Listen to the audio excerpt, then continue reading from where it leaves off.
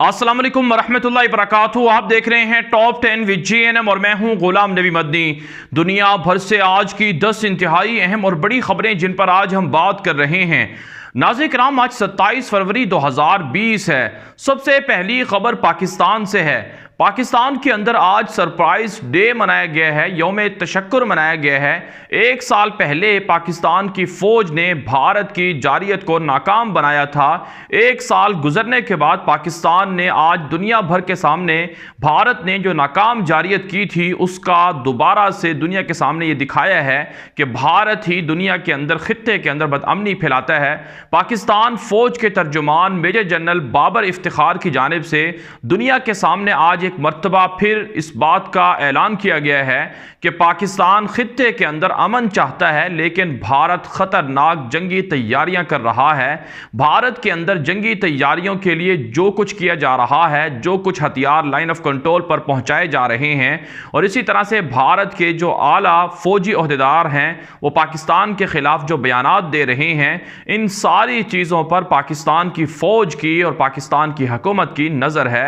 General Babar Iftikhar की जानिब से दुनिया को वार्निंग दी गई है कि अगर भारत इसी तरह खित्ते के अंदर बदअमनी के लिए बयानात देता रहा तो फिर पाकिस्तान भारत के खिलाफ ऐसी जंग करेगा, ऐसा मुंह तोड़ जवाब देगा कि भारत सफ़ा हस्ती से मिट जाएगा।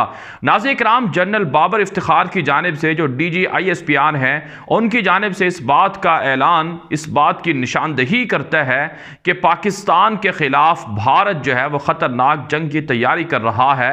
और फिर जनरल बाबर इफ्तिखार ने दुनिया के सामने ये हक़ाइक़ भी रखे हैं कि जो कुछ भारत के अंदर मुसलमानों के खिलाफ जुल्म किया जा रहा है और भारत के अंदर जो मुस्लिम कुछ फसादात चल रहे हैं उनसे तवज्जो हटाने के लिए भारत पाकिस्तान के खिलाफ जंग की तैयारी कर रहा है, लेकिन पाकिस्तान के जवान भी तैयार बैठे हुए हैं। नाज़रीन किराम, आने वाले चंद दिनों के अंदर भारत या तो कोई नाकाम जारियत करेगा या फिर भारत के अंदर जो मुस्लिम कुछ फसादात हैं वो एक नया रुख इख्तियार करेंगे और भारत टुकड़े टुकड़े हो जाएगा। आगे बढ़ लेते हैं नाज़रीन किराम, जो आज की दूसरी बड़ी खबर है ये भारत से है। भारत के अंदर मुसलमानों के खिलाफ जो फसादात हिंदू सरकार ने, मोदी सरकार ने भड़काए हैं वो बदस्तूर जारी हैं। दिल्ली के अंदर मुसलमानों को जो उनके घरों को जलाया गया, मुसलमानों पर जो हमले किए गए, उसमें अब तक की इतलात के मुताबिक 150 के करीब मुसलमान शहीद हो चुके हैं। और असल हक़ाइक़ और असल जो मुसलमानों की शहादत है उसको भारतीय मीडिया और भारत की सरकार छुपा रही है। और दर्जनों की तादाद है जो जख्मी हैं, बल्कि जो एक रिपोर्ट सामने आ रही है उसके मुताबिक तकरीबन 1.5 से 5 हज़ार के करीब मुसलमान जख्मी बताए जाते हैं। और हज़ारों की तादाद मुसलमानों की ऐसी है जो महसूर है, घरों के अंदर महसूर है। उनके घरों के इर्द गिर्द हिंदू दहशतगर्द RSS के गुंडे मौजूद हैं और सैकड़ों मुसलमान ऐसे हैं जिनको अभी भी हिंदू दहशतगर्दों के हमलों का सामना है। और कई मसाजिद को शहीद कर दिया गया है, कई मसाजिद के अंदर आग लगा दी गई है। नाज़रीन किराम, भारत के अंदर मुसलमानों के खिलाफ जो हमले हो रहे हैं इस पर अक़वाम मुत्तहिदा ने अगरचे नोटिस लिया है, इसकी मज़म्मत की है। अमरीका का जो इंसानी हकूक़ का कमीशन है उसने भी मज़म्मत की है, जिस पर भारत तिलमिला रहा है। साथ साथ OIC ने भी मज़म्मत की है, जिसको भारत को मिर्चें लगी हुई हैं। इसके अलावा नाज़रीन किराम, BJP सरकार के जिन अरकान ने या जिन लोगों ने मुसलमानों को गोलियां मारने का हुक्म दिया था उन पर मुकदमा दर्ज करने वाले या उन पर FIR का कहने वाले जज को मोदी सरकार ने तब्दील कर दिया है। नाज़रीन किराम, अगर देखा जाए तो भारत की मोदी सरकार हिंदू दहशतगर्दों के जरिए से मुसलमानों के खिलाफ फैसला कुन जंग शुरू कर चुकी है। और इस जंग के अंदर मोदी सरकार और हिंदू दहशतगर्द ही मारे जाएंगे और उनका जनाजा हिंदुस्तान से निकलेगा। आगे बढ़ लेते हैं नाज़रीन किराम, जो आज की तीसरी बड़ी खबर है ये भी भारत से है। भारत मुसलमानों को और पाकिस्तान को और कश्मीरियों को दबाने के लिए, उनकी कश्मीरियों की आवाज़ को कुचलने के लिए पिछले 7 माह से कर्फ्यू लगाए हुए है। मकबूजा कश्मीर के अंदर बर्बरियत कर रही है भारतीय फौज, लेकिन भारत के दरो दीवार पाकिस्तान जिंदाबाद के नारों से गूंज रहे हैं। जो रियासत कर्नाटक है वहां के एक स्कूल की दरो दीवार पर पाकिस्तान जिंदाबाद के नारे लिखे गए हैं और जिस पर भारत की हुकूमत बेहद परेशान है कि पाकिस्तान जिंदाबाद के नारे लग रहे हैं और भारत की दरो दीवार पर पाकिस्तान पाकिस्तान के जिंदाबाद के नारे कौन लगवा रहा है, कौन लिख रहा है। साथ साथ नाज़रीन किराम, रियासत कर्नाटक ही से मकबूजा कश्मीर के तकरीबन 4 के करीब नौजवान तलबा को गिरफ्तार कर लिया है क्योंकि उन्होंने भी पाकिस्तान जिंदाबाद के नारे लगाए थे। नाज़रीन किराम, वो बातें जो आज से हम 4-5 माह पहले से आपको बताते आए हैं कि भारत के टुकड़े टुकड़े होंगे और एक नहीं बल्कि कई पाकिस्तान भारत के अंदर बनेंगे, और अब भारत की अवाम और भारत के मुसलमान भी पाकिस्तान, नए पाकिस्तान बनाने के लिए नारे लगा रहे हैं। आगे बढ़ लेते हैं नाज़रीन किराम, जो आज की चौथी बड़ी खबर है ये पाकिस्तान के वजीर आजम इमरान खान के दौरा कतर के हवाले से है। पाकिस्तान के वजीर आजम इमरान खान एक रोज़ा दौरे पर आज कतर पहुंचे हैं, जहां उनकी कतर के जो बादशाह हैं तमीम हमद सानी, उनसे मुलाकात होगी और ये दूसरा दौरा है वज़ीर आज़म पाकिस्तान इमरान खान का। नाज़रीन किराम, इस दौरे के अंदर जहां पाकिस्तान और कतर के ताल्लुकात के हवाले से अच्छे फैसले किए जा रहे हैं, अच्छे मुआहदे सामने आ रहे हैं, वहीं इस दौरे का एक बड़ा मकसद नाज़रीन किराम जिस पर पूरी दुनिया की नज़रें जमी हुई हैं वो अफ़गान तालिबान के जो अहम लीडर हैं उनसे मुलाकात भी है। पाकिस्तान के वज़ीर आज़म इमरान खान अगरचे कतर के साथ ताल्लुकात के हवाले से गए हैं, लेकिन नाज़रीन किराम जो हमारे ज़राए हैं उनके मुताबिक तालिबान चूंकि आने वाले चंद दिनों में अमलन अफगानिस्तान के हुक्मरान बनने वाले हैं, तो उनकी हुकूमत कैसे होगी और तालिबान लीडरों के साथ पाकिस्तान के ताल्लुकात कैसे होंगे और किस नौइयत के होंगे और क्या क्या चीज़ें तालिबान को दरकार होंगी, इन सारी चीज़ों पर दोहा के अंदर पाकिस्तान के वज़ीर आज़म तालिबान के साथ कतर की इंतज़ामिया और हुकूमत के मौजूदगी में सब कुछ मामलात को तय कर रहे हैं। और नाज़रीन किराम, यही पाकिस्तान और तालिबान की बहुत बड़ी जीत है जिससे दुश्मन इस वक्त चीख रहे हैं।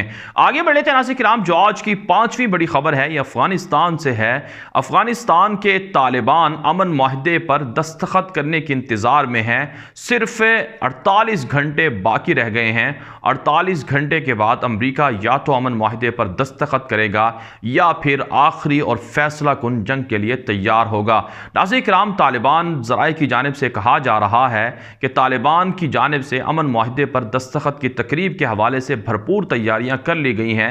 दुनिया भर के बड़े बड़े रहनुमा और आलमी लीडर और बड़े बड़े ममालिक के जो अहम रहनुमा हैं वो इस वक्त दोहा पहुंच रहे हैं, जहां तालिबान की जो तकरीब होगी अमेरिका के साथ मुज़ाकरात पर दस्तखत के हवाले से जो फाइनल डील होगी उसमें वो शरीक होंगे। साथ साथ तालिबान ने अफगानिस्तान के अंदर ऐलान करवाया है कि जश्न की तैयारियां खूब की जाएं और जश्न की तैयारियों में तालिबान की जानिब से अवाम को शुक्राने के नवाफिल अदा करने का कहा गया है। यही वजह है अफगानिस्तान की सड़कों पर तालिबान जश्न मना रहे हैं और शुक्राने के नवाफिल अदा किए जा रहे हैं।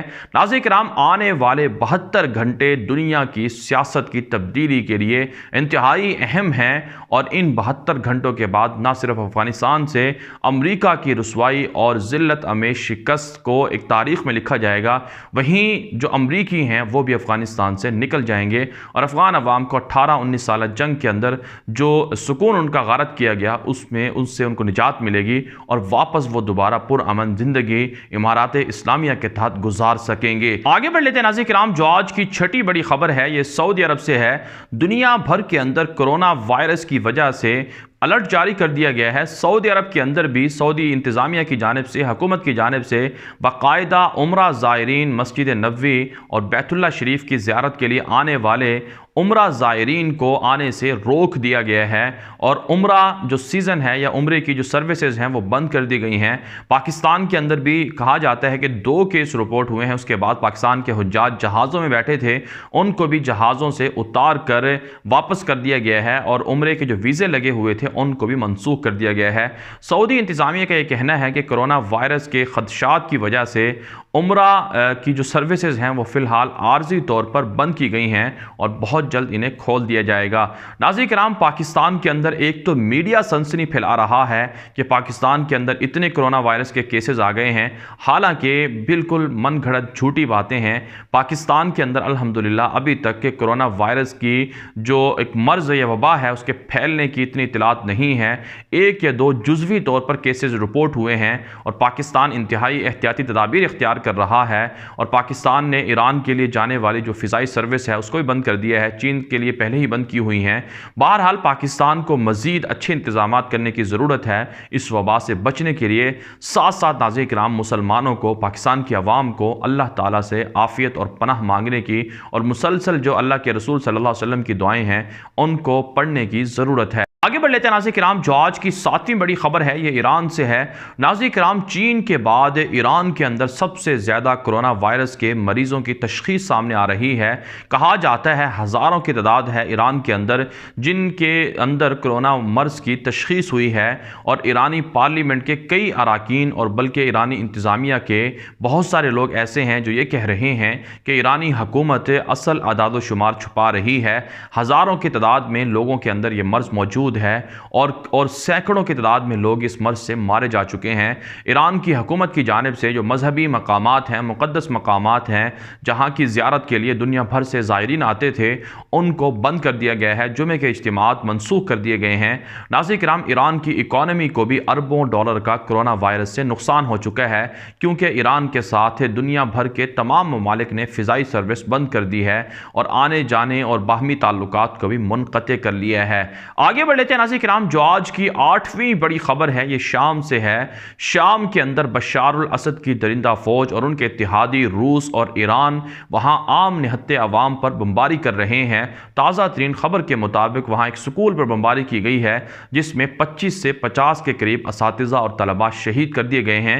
नाज़रीन किराम, दूसरी जानिब तुर्की, रूस और बशार की फौजें भी आपस में लड़ रही हैं और तुर्की की जानिब से बशार और रूस की फौजों को वार्निंग दी गई है और तुर्की की जानिब से बशार और रूस और उनके इत्तेहादी जो फ़ौज है उनको वार्निंग दी गई है कि तुर्की आने वाले चंद दिनों में इन तमाम जो फ़ौजें हैं अगर वो हमलों से बाज नहीं आएंगी तुर्की पर तो वो फैसला कुन जंग करेंगे और फिर इसमें ताल्लुकात का लिहाज नहीं किया जाएगा। आगे बढ़ लेते हैं नाज़रीन किराम, जो आज की 9वीं बड़ी खबर है ये मलेशिया से है।